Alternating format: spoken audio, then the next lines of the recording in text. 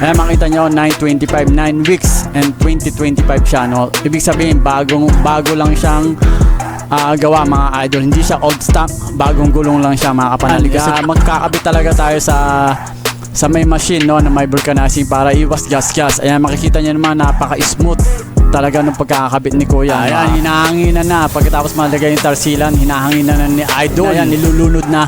Ay, nilulubog pala yung gulong para matesting kung may singaw, mga kapanalig, no.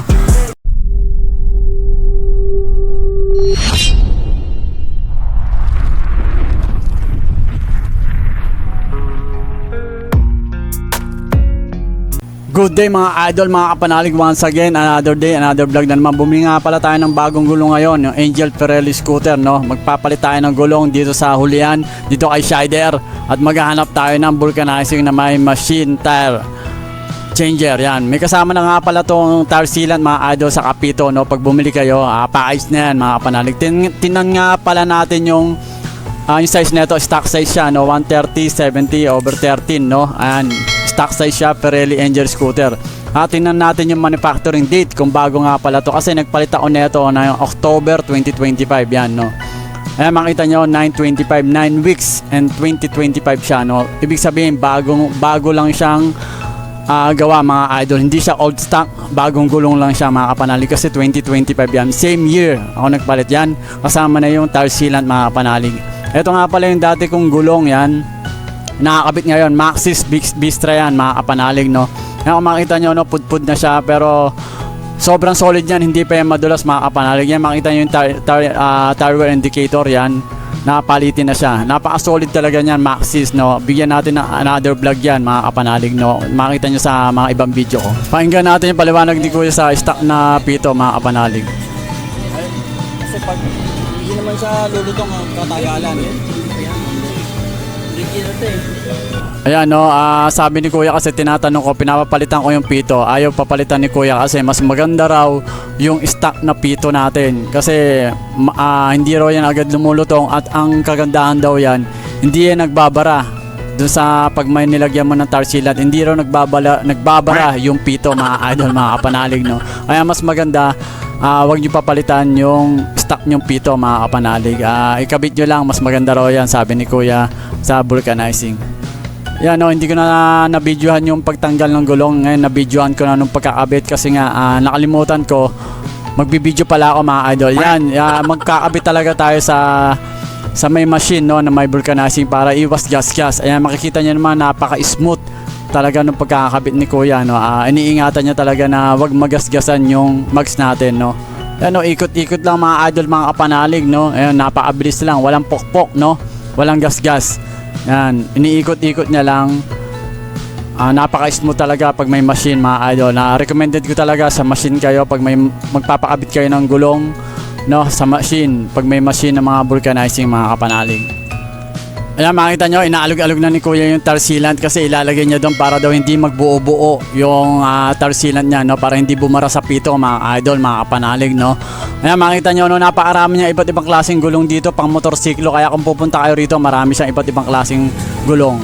Ayan, ilalagay na talaga yung tire sealant natin sa gulong natin, mga idol. Kung makikita nyo, ayan, no, ilalagay ni Kuya.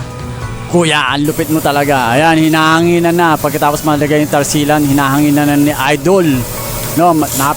Malapit na talaga matapos to, mga kapanalig. Yan, pagkatapos na hangin na yan, nilulunod na. Ay, nilulubog pala yung gulong para matesting kung may singaw, mga kapanalig, no. Para ma-make sure na walang singaw, no. Napaka-abala niya pag may singaw, mga kapanalig.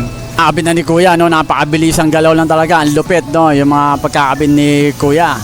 Ito nga pala, mga kapanalig, no, niluwagan ko yan yung salina ng brake fluid dyan sa Julian, mga kapanalig. Kasi pag kinabit na ni Kuya yung caliper dyan, no, baka sikwatin niya yung sa anuan ng brake pads, no. Baka yung pressure dun sa brake fluid bumalik dun sa ABS natin, mga kapanalig. Yan yung sinasabi ko sa inyo, na pag magagalawin nyo yung sa brake caliper, no, yung mga brake pads, luluwagan nyo yung sa salina ng brake fluid, mga kapanalig.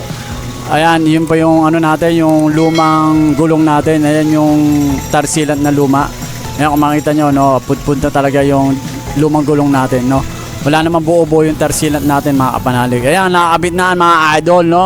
Tapos na makikabit, i-compare natin yung bago saka yung luma, No, ayan yung bago, napakaganda ng mga spline. Ito yung luma, ayan talagang pudpud na mga idol. Talagang magpapalit na kayo kasi mahirap maabirya, baka mabutas yan mga kapanalig. No, ayan, napakaganda na talaga ng ating gulong mga idol. Napaka-solid na talaga na hindi na ako makapag-antay na i-road test to mga kapanalig. Yan, napakaganda oh. Talagang pag-iipunan nyo yung gulong nyo mga idol, no, para sa safety nyo rin, no, para iwas aberya. Ayan, napaka-ganda na nito mga idol. Kailangan nyo pang i-brake in to mga idol, no, kasi medyo madulas pa yan sa unang gamit nyo.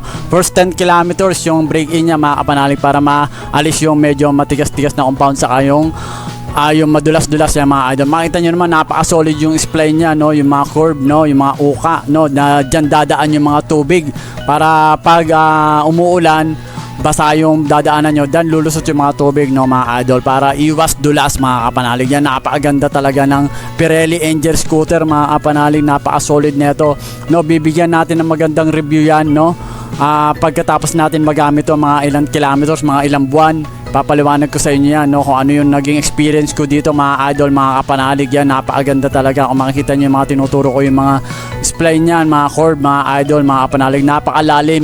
Indication na yan, napakakapal talaga netong gulong na to mga kapanalig, no. Solid yung design nito, donut style mga idol, mga kapanalig, no. Sa mga nagtatanong ba kung ano yung gamit kong gulong din sa unahan, no, parehas po silang Angel Scooter, yung harap sa kalikod na gulong ko mga idol. Bigyan natin to ng magandang review kung ano yung mga naging experience ko to, mga ilang buwan mga idol, mga kapanalig. I-upload natin yan.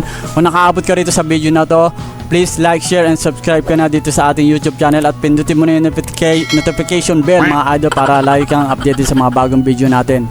Kung may katanungan kayo, magtanong lang kayo dito sa comment section, and maraming salamat po. Hasta la vista, baby!